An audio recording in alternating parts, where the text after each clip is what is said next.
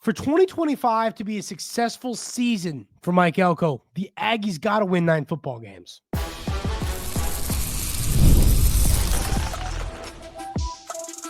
You are Locked On Aggies, your daily podcast on the Texas A&M Aggies, part of the Locked On Podcast Network, your team every day. Welcome on into Locked On Aggies. I'm your host, Andrew Stefaniak. Thanks for making Locked On Aggies your first listen every single day. Today's episode is brought to you by our friends over at FanDuel. The NFL playoffs are better with FanDuel, and new customers can bet $5 and get $200 in bonus bets guaranteed, win or lose. Visit FanDuel.com to get started. On the show today, ladies and gentlemen, we're going to talk a little bit about Marcel Reed and kind of predict where might he be ranked in SEC quarterback conversations ahead of next year. We're going to talk about the running back room. Knowing that you've got some freshmen coming in, are they going to get any snaps?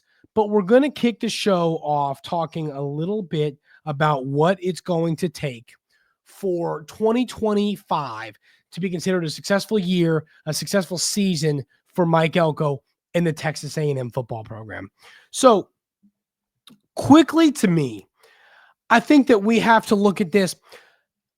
I kind of got to give a little speech to almost break down my thoughts on this. And the first thing is, a lot of folks are going to, other fan bases might hear this and say, well, hey, Texas A&M and winning 9 football games. We hear it every year. It never happens. Fully a valid point, fully understandable. And in all honesty, fully true. But at the end of the day, Texas A&M has everything necessary to take that step to the next level.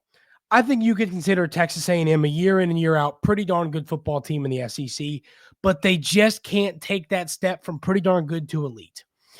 And it is time to take that step from pretty darn good to elite. Mike Elko is a new head coach for the Aggies. He needs some time to get his feet wet and to get, kind of going. But, how long is that time? How long is time to get his feet wet? I think that it's this season. You now have a full recruiting class under your belt, 2 transfer portal classes. You have had a full season. You have an incumbent quarterback. I think that Texas A&M has what it needs to be successful this season. Now, one of the kind of unfortunate realities of this season for Texas A&M, I really wish if I could have flipped last year and this year schedule-wise, that would have been incredibly ideal. One of my massive off-season topics last year, for those of you every day here at Locked On Aggies, y'all remember I constantly talked about how manageable Texas A&M's schedule was last year. Your 4 toughest games were at home. You play Notre Dame at home. You play LSU and Missouri. You play Texas. All of these teams are at home. And your road games, they ended up being a little bit more challenging than I would have thought. Obviously, the loss to Auburn was frustrating.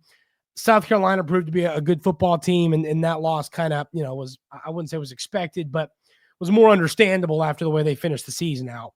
So, that loss, we kind of get it. Loss to Auburn, I think, was a little bit more inexcusable, but it happens. It's a road game in the SEC. They're not supposed to be easy. So now that all flip-flops. You now got to go to Baton Rouge, and you got to go to Auburn, and you got to go play Missouri, or in Auburn's coming time. You got to go to play Missouri on the road. You got to go to Baton Rouge. You got to go to Austin. You got to play all of these good football teams. Looking at next year, you got to think that Texas is a top 5 team. You got to think that LSU is going to be a top 15 team. Missouri is going to be in the top 25. Notre Dame is going to be a top 15, top 10 team. You're now playing all of those ranked home games that we said, well, they're ranked games, but you're going to be in Kyle Field in front of one of the best fan bases, one of the best atmospheres of college football. Now that flips. Now you got to go play in Austin, and now you got to go play in Baton Rouge. You got to go into some of these environments and play on the road against ranked teams. That makes it tougher. So, but at the end of the day, this is the point I want to get across today. This is what I want y'all to leave this episode with. I think that Texas A&M's, if I had to guess right now, the projected win total for next season is going to be 8.5. That would be my ballpark guess. And I think people are going to consider 8 to be kind of that's going to be projected, with 9 being overachieving. But I just think at some point 8-4 isn't going to get the job done. 7-5, 8-4. This program is in a spot with the resources and the elite players that we need to be competing for championships every single year. And I mean, once again, how long have we been in the SEC and we haven't done anything? I mean, seriously, like, that's the reality. We can sugarcoat things. We can sugarcoat as much as we want, but at the end of the day, that's reality. So it's early in the Mike Elko tenure here at Texas A&M. I don't want to kind of jump on he's got to be good this year. But at what point do we just kind of say to ourselves, well, I mean, whatever, you know what? We're an 8-4 program. That's who we are. That's who we are. And it's not who we want to be. So I think it's time for Mike Elko to take this program to the next level. It's not going to be easy. You have a really tough schedule. Now, okay, hear me out, because I can already see people yelling at me. Compared to the schedule that you played last year, this is a tough schedule. Compared to an SEC schedule, it's still pretty darn manageable, in my opinion. You're not playing Bama. You're not playing Georgia. You're not playing Ole Miss. You're not playing 3 of the top 5 teams in this conference. So, I mean, I think it's still a relatively manageable schedule, while still being tougher than last year's, and a hard schedule, because it's an SEC schedule. There's no such thing as an easy SEC schedule. So that's why, to me, Elko's got to win 9 football games. I just think, here's the deal. I think 10 is going to be really, really tough to obtain.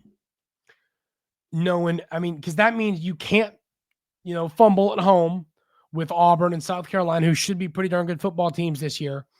You can't, fumble any of those home games, but you also have to find a way to win a couple of those games, tough road games we just got done talking about. So, I mean, at the end of the day, I think 9 wins, and there's a chance that you sneak. I mean, we saw teams get close to sneaking in with 9 wins this year.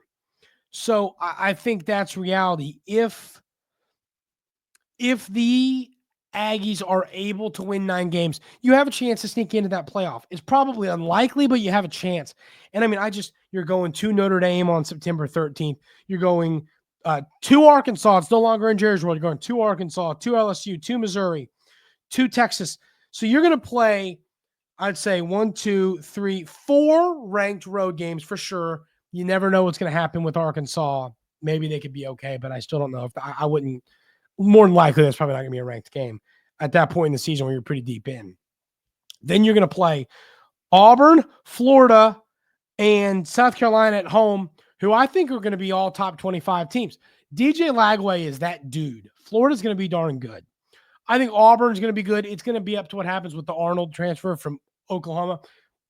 If Jackson Arnold's good, Auburn's going to be good because they've got the players around them.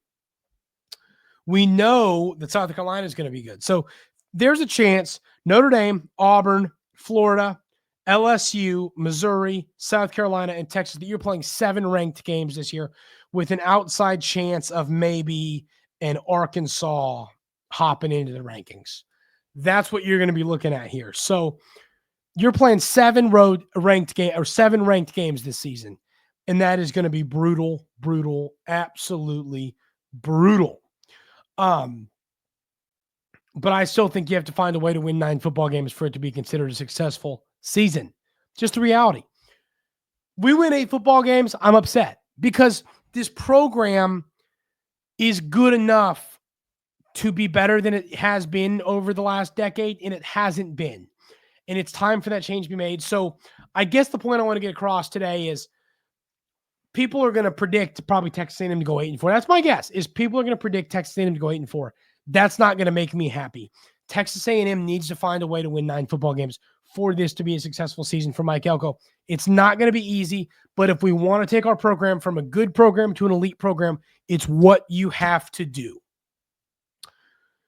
Texas A&M has some talented freshman running backs coming in. Are they going to get any carries this year? I'll tell you why I think they might get a few coming up right here on Locked On Aggies.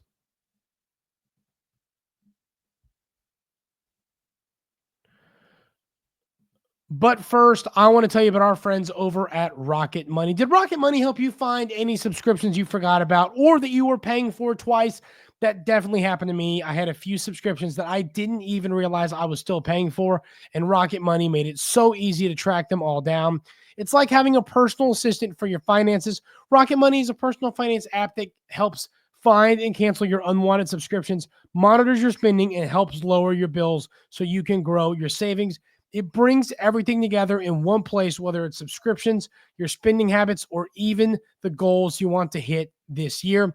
Rocket Money has over 5 million users and has saved a total of $500 million in canceled subscriptions, saving members up to $740 a year when using all the app's premium features. As I've told you, I had 3 subscriptions that Rocket Money found for me, saved me about $30 a month. You do the math on that, it saved me about $360 a year that I was spending and I didn't even realize. I'm so thankful for Rocket Money, and I promise if y'all check them out, y'all will too. Cancel your unwanted subscriptions and reach your financial goals faster with Rocket Money. Go to rocketmoney.com/lockedon. That's rocketmoney.com/lockedon.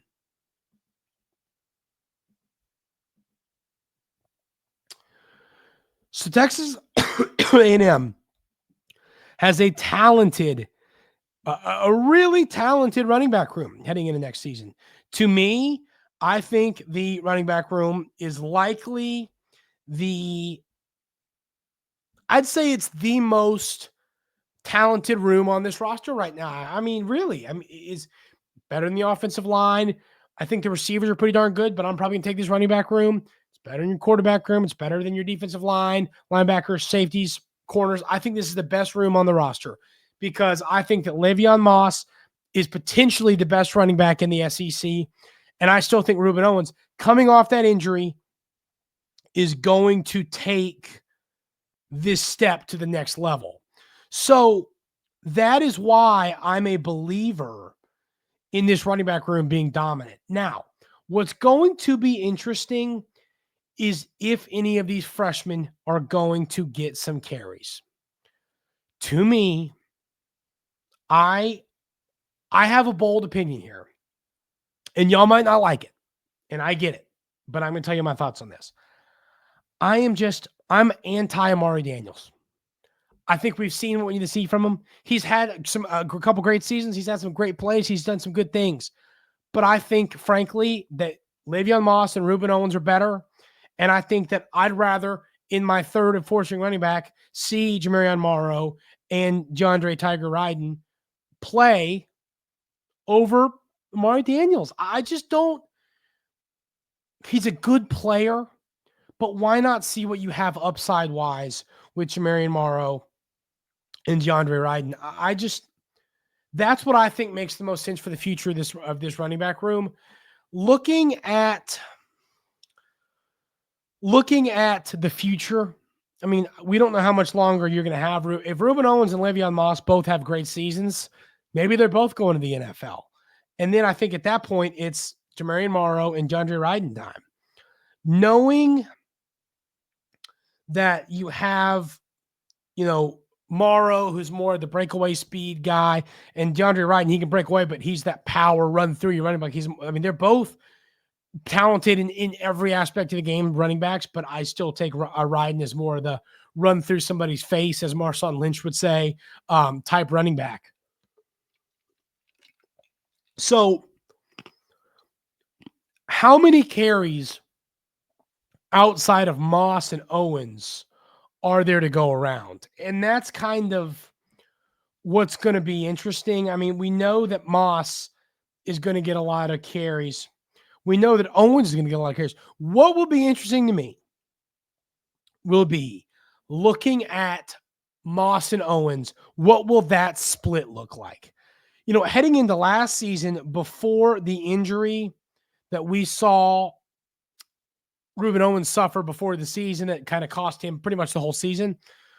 I personally thought that Owens was going to be the guy. I thought it was going to be close. I called it a 1A, 1B with a slight edge, a 49% edge to Reuben Owens. I now lean to this kind of being closer to 60-40. I just think that Le'Veon Moss, now that you've lost some running backs from the SEC this year, heading on to the NFL, and I think that Le'Veon Moss, there is no way in the world he is not a top-tier running back heading into the SEC next year, potentially being the best running back in the SEC. And he's on a team that likes to run the rock. So I could see a 60-40 split between Moss and Owens. And it could even be like a 60-35-5 split with Daniels and then the two freshmen taking that 5% of the carries. Kind of what we saw from EJ Smith this year. I think that you're going to see, let's see how many carries did EJ Smith have on the year? I think it was close to 30. Well, actually, I think the bowl game kind of helped his numbers out a little bit, but we'll include them. On the year, EJ Smith had 54 carries, and a total of probably 8 receptions. So he had 62 touches. I could see whoever the third string running back is for this team, especially knowing that you have a quarterback in Marcel Reed who wants to run the football and is going to run the football. I think that you're going to see around that, probably the third string running back get 60-ish, maybe 75 touches. But I think that third string running back that we're talking about could be split between Daniels and the two freshmen. I'm a believer in Daniels is a good running back. We've seen him for a long time. He's done a lot well. But at the same time, these two true freshmen both have really high upsides, and I think are players that are capable of being really good and a great 1-2 punch for a long time for this program, especially knowing that your room with Daniels and Moss. I mean, Daniels, of course, is a junior this year, so he's going to be a senior. Moss also was a junior. He's going to be a senior. And then Owens is going into his junior year. So, I mean, you've got 3 running backs that are older and the younger guys. It might be time outside of Owens and Moss to try and turn this room over to your younger running backs, especially knowing that you didn't have a running back in last year's class. So these 2 running backs in this class are kind of going to be the future, and they might be kind of lunged into action sooner than they would be had they brought a running back in that class I was talking about. So Moss is going to be great. Owens is going to be great. These guys are both going to get a lot of carries. These guys are both going to be dominant. I think that you're going to see them have bright futures. I think you're going to see them be really good players this year, but the young guys have upside as well. And I just think we know who Daniels is. He's a good player, but I think that these true freshmen are also good players. And if they're ready, if they're not ready, then I get it. Then give those carries to Daniels. You're going to see an injury in this room. It happens every year. There's always injuries. And we saw Daniels get hurt. We saw Moss get hurt. We saw Owens get hurt. The whole room got hurt. You're going to see an injury or two in your running back room this year. So I think these freshmen are going to have to be ready to play some valuable football for the Aggies this year. It's going to be important. So, that's kind of a part of this roster, a part of this team that I'm going to be paying attention to, because if these running backs aren't ready to help this team, I think that Texas A&M is going to be in a tough spot next year, because you're 1 or 2 injuries away from needing those guys. And if they're not ready, you're in trouble. So if you're Texas A&M, if you're Coach Elko, if you're Coach Klein, you want these true freshman running backs to be in a position where they're able to help you this season as true freshmen. Marcel Reed is the quarterback for Texas A&M. I'm excited about the future he's going to bring for this program, but the question today is he ready to be a top quarterback in the SEC and take this program to the next level? We'll talk about that coming up right here on Locked On Aggies.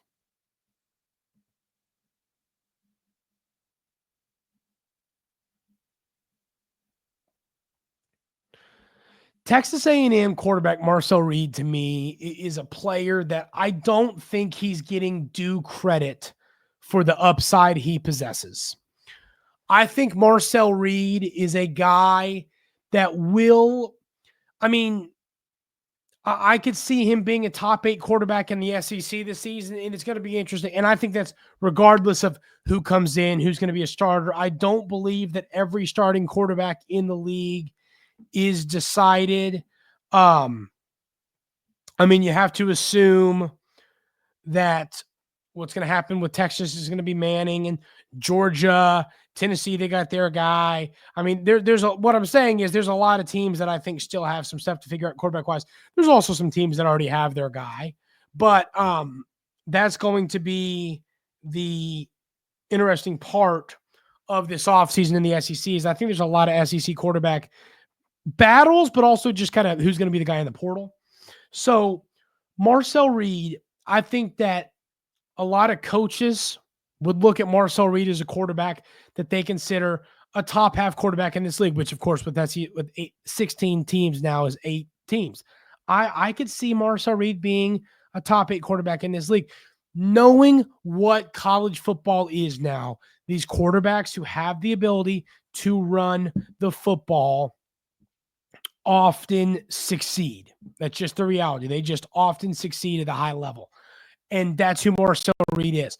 The key to making him a top 8 quarterback in this league is going to be developing as a passer. That's something that's been a real big topic here on Locked On Aggies. If Marcel Reed is able to become a better passer, which I think he's capable of doing, he's shown flashes. The flashes are there, but he's got to get better. He also, and this is something I keep reiterating, and I don't think people are giving this kind of fair credit. Last season, he didn't have good receivers. Now, I think he has really good receivers. That's a big deal. That's a big difference. So if this offensive line is good, which I believe it's going to be, and this receiver room is elite, which I believe it's going to be, there's no doubt in my mind that Marcel Reed can be a top 8 quarterback in the SEC. If he ended up being a top 5 quarterback in the SEC, I think Texas A&M for sure wins 9 football games. But he has that upside. You're going to see a lot of preseason lists once it's decided, who are the starting quarterbacks in the SEC, or projected starters at least. You're going to see a lot of lists have Marcel Reed in that 10, 11, 12 range. But I just have this feeling that he is going to finish as a top 8 quarterback in the SEC, because I think he is going to develop his ability to throw. We know what he's able to do as a runner. That's already there. That's already developed. He's already proven that. The question is, what is he going to do off-season wise, developing as a passer? That's going to make or break. In all reality, that will make or break this season for Texas A&M. If Marcel Reed is able to develop as a passer and become a guy who can kill you with both his arm and his legs, the Aggies are going to be a great football team, and he's going to be one of the best quarterbacks in the SEC. If he doesn't develop a ton with his legs and what we've already seen of him as a passer, I still do think he's in that 10, 11, 12 range as a quarterback. But if he wants to get top 8, top 5, he's got to develop as a passer, and that is going to be the number one off-season priority of our quarterback coach and, OC, Colin Klein. He has got to help Marcel Reed take it to that next level. And if he does, Texas A&M is going to be in a good spot for next season. That is going to do it for today's episode of Locked On Aggies. Another great Thursday here with y'all. Really appreciate y'all being here. If you haven't already, hit that subscribe button on YouTube. Leave a thumbs up. Helps the show a lot. If you're listening on a podcast platform, leave a 5-star review. All these things help the show out a ton. Really appreciate y'all being here every single day. It really means the world to me. Hope everyone has a great rest of your Thursday. It's almost Friday, and we'll see you here tomorrow on Friday on Locked On Aggies.